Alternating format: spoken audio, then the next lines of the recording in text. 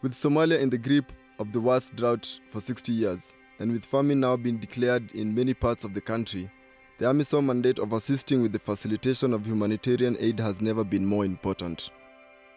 The humanitarian situation now, due to the drought and the famine, people are coming from the areas which used to be controlled by Al-Shabaab, coming to our area where they can get security, humanitarian assistance, and we are improving the whole environment. AMISOM's own aid assistance ranges from the distribution of blankets, tents and water through to the rendering of free drugs and medical assistance.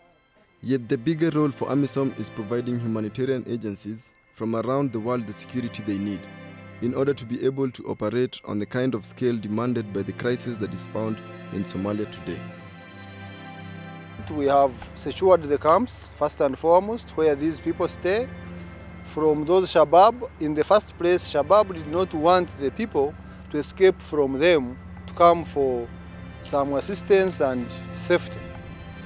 This one we have provided. We also provide convoys where we are requested.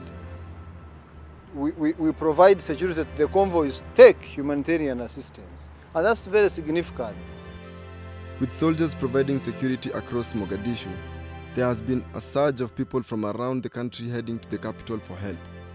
With the TFG and AMISOM controlling 95% of the city, Somali people now feel secure under the protection of the combined African Union and Somali forces. The role played by AMISOM in bringing a degree of safety and security to parts of Mogadishu has been important in terms of enabling us to carry out our humanitarian work. With the AMISOM and TFG working side by side, aid is beginning to get to the needy. The hungry are being fed and the sick are being treated. It is without doubt that the AMISOM's humanitarian work is as vital a part of their mission as the military operation.